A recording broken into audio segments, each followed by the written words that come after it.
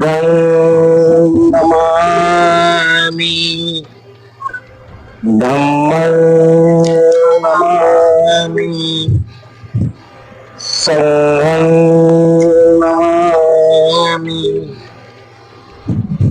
अशी जय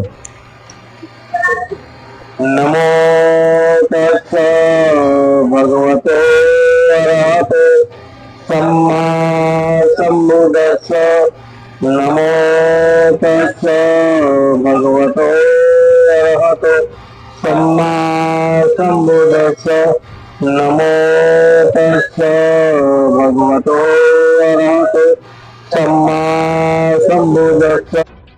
सर्वांना नमो बुद्धाय जय भीम। आज बुद्धिबळ निमित्त आम्ही आज आमच्या घरी कार्यक्रम साजरा केला। या कार्यक्रमानिमित्त माझा भाऊ यश चंद्रशेखर जाधव पप्पांना प्रश्न विचारणार आहे। या जयंतीनिमित्त तुम्हाला सर्वांना शुभेच्छा देतो। नमो बुद्धाय जय भीम। माझे नाव यश चंद्रशेखर जाधव। तर मी आज वडिलांना काही प्रश्न विचारणार, ती प्रश्नांची उत्तरे माझे वडील देणार आहे। तर मी पहिला प्रश्न विचारीन की आज बुद्ध पौर्णिमा आहे। आज बुद्ध पौर्णिमा आहे, तर तुम्ही बुद्धाविषयी काय माहिती सांगाल? सर्वप्रथम आज बुद्ध पौर्णिमा म्हणजे बुद्ध जयंती आहे।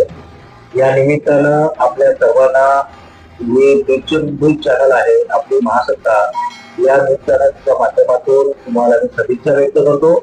आणि जसा यश यांनी मला प्रश्न केलेला आहे की आज बुद्ध जयंती आहे, या निमित्त तुम्ही काय सांगू शकाल? तर आज संपूर्ण जगाला ज्यांनी शांतीचा करुणेचा संकल्पकारी मार्ग दिला त्या तथागत गौतम बुद्धांचा आज जन्म आहे। आणि दुसरी गोष्ट आहे की त्यांना जे ज्ञानप्राप्ती झाली म्हणजे बुद्धत्व प्राप्त झालं, तोही दिवस आजचाच आहे। आणि त्यांचं जे महापरिनिर्वाण झालं तो दिवस सुद्धा आजचा आहे, पौर्णिमेचा आहे। आणि त्यामुळे या पौर्णिमेच्या निमित्ताने मी संपूर्ण समाजाला, संपूर्ण भारतामध्ये जे नागरिक आहेत त्या सर्वांना सदिच्छा व्यक्त करतो।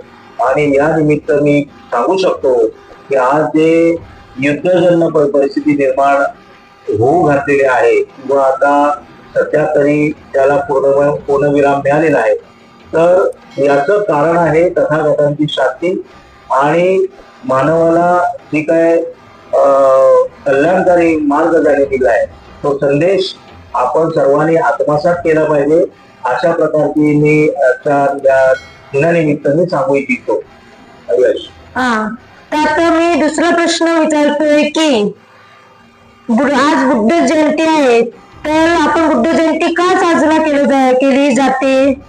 तर आपला पहिला प्रश्न होता ना, नाही दुसरा होता। बुद्ध जयंती ही आपण का साजरी करीत आहोत, याचा सगळ्यात महत्वाचं कारण असं आहे की ज्या तथागत गौतम बुद्धाने संपूर्ण मानव जातीसाठी जो कल्याणकारी मार्ग दिला आहे तो मार्ग संपूर्ण मानवाच्या हिताचा आहे।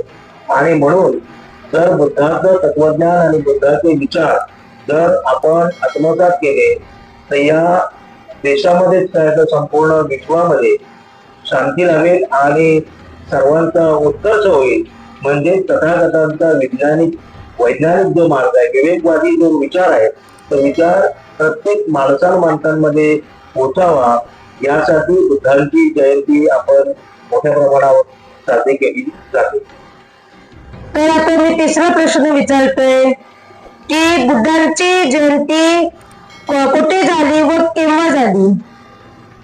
बुद्धांचा जो जन्म आहे हा इसवी सन पूर्व 563 या कालावधीमध्ये त्यांचा जन्म झालेला आहे। आणि त्यांचा जो जन्म आहे तो हा पूर्वीच भारत किंवा आशिया खंड म्हणा किंवा आताचं जे नेपाळ आहे त्या नेपाळमध्ये लुंबिनी वनामध्ये तथागत गौतम बुद्ध म्हणजे सिद्धार्थाचा जन्म झाला। आता चौथा प्रश्न विचारतोय की बुद्ध जयंती किती देशांमध्ये साजरी केली जाते? हा प्रश्न फार महत्वाचा आहे की तथागतांचा जो सन्मार्ग आहे हा संपूर्ण देशाने स्वीकारलेला आहे। आणि त्यामुळे जवळजवळ जगभरातील 180 देश तथागतांची जयंती साजरी करीत आहेत आणि त्याचे जे विचार आहेत हे विचार आपल्याला ते विचार संपूर्ण जग हे घेत आहे.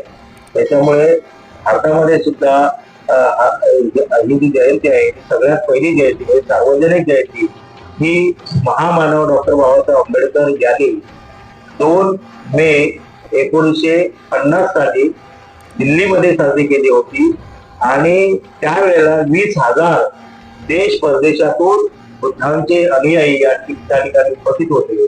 तदनंतर महाराष्ट्रामध्ये सुद्धा बाबासाहेब आंबेडकरांनी 1951 साली सार्वजनिक जयंती साजरी करण्यात केली आणि तदनंतर सगळ्यात प्रथम मुंबईमध्ये मोठ्या प्रमाणामध्ये बुद्धांची सार्वजनिक जयंती साजरी होत आहे आणि ती आतापर्यंत फार मोठ्या प्रमाणामध्ये संपूर्ण जगभर ही जयंती साजरी होत आहे.